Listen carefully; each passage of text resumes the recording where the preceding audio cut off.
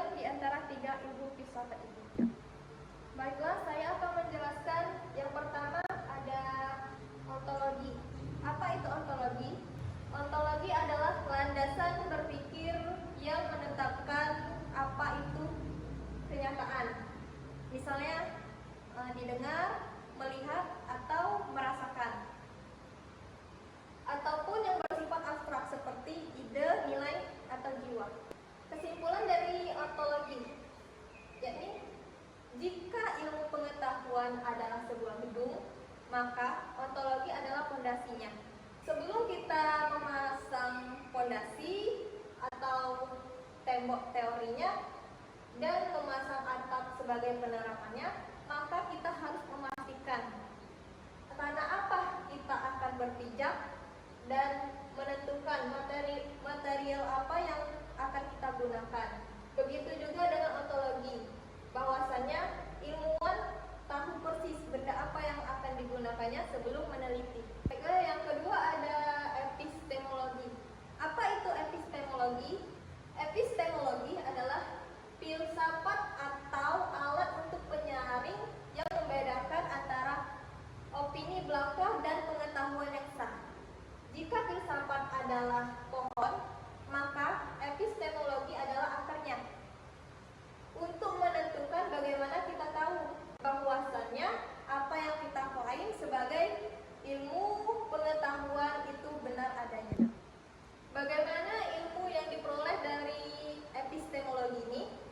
Yakni bisa melalui pengamatan panca indera seperti melihat, menyentuh, atau mendengar. Yang kedua ada melalui akal. Ada hal yang bisa kita pahami hanya dengan berpikir secara langsung tanpa harus melihat. Yang ketiga ada melalui intuisi, yakni sesuatu pengetahuan yang datang secara tiba-tiba tanpa melalui proses penalaran yang sadar. Metode yang digunakan epistemologi adalah ada metode induktif. Apa itu metode induktif? Yakni menarik kesimpulan umum dari pengamatan khusus. Contohnya, besi dipanaskan memuai dan tembaga dipanaskan akan memuai. Kesimpulannya, semua logam yang dipanaskan akan memuai. Yang kedua, ada metode deduktif. Apa itu metode deduktif? Yakni menarik kesimpulan khusus dari premis atau pernyataan yang bersifat umum. Contohnya, semua manusia akan mati. Budi adalah orang atau manusia. Bisa disimpulkan yakni Budi adalah manusia, maka Budi akan mati. Bagaimana kebenaran epistemologi diuji? Yakni 1. Dari pernyataan dianggap benar jika sesuai dengan fakta yang ada di lapangan.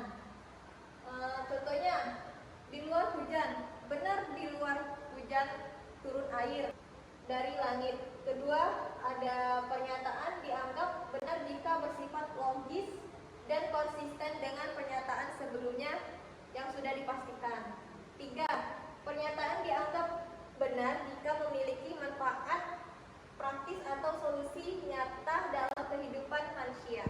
Kesimpulan dari epistemologi ini yakni tanpa epistemologi kita tidak akan pernah tahu dan tidak akan pernah bisa menjawab pertanyaan mendasar.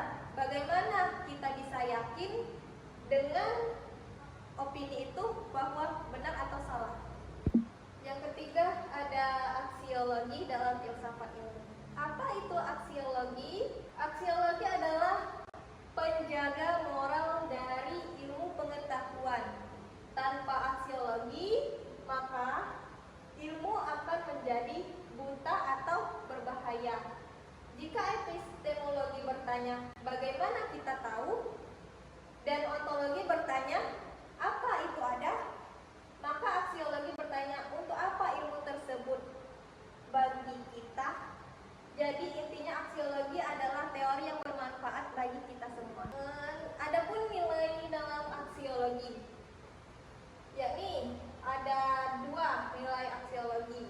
Pertama ada nilai intrinsik. Apa itu nilai intrinsik?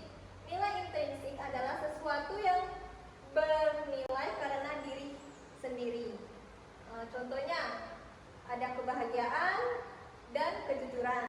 Kedua, nilai instrumental. Apa itu nilai instrumental? Nilai instrumental adalah sesuatu yang bernilai karena menjadi alat untuk mencapai hal lain. Contohnya, uang untuk membeli obat dan ilmu untuk bekerja. Adapun beberapa etika dalam aksiologi, yakni 1.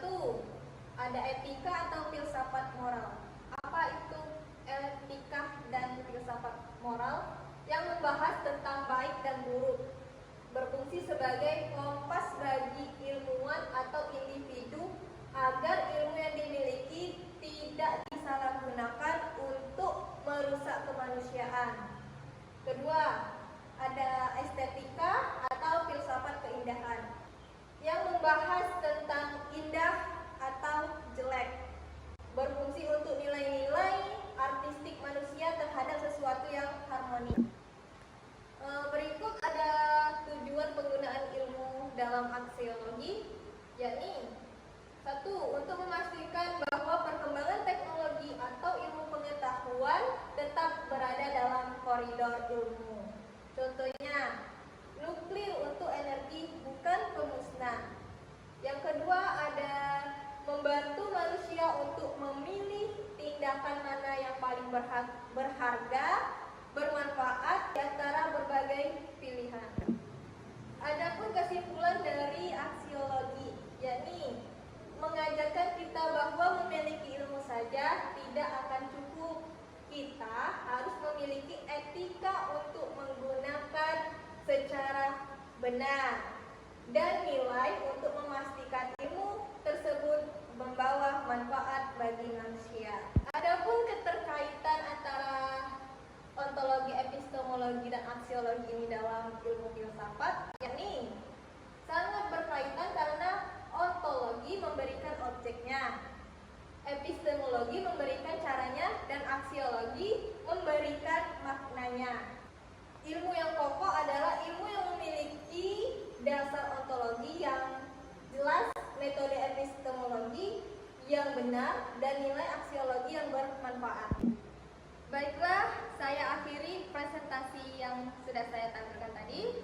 Semoga ilmunya bermanfaat untuk kita semua. Saya ucapkan terima kasih. Wabillahi taufiq.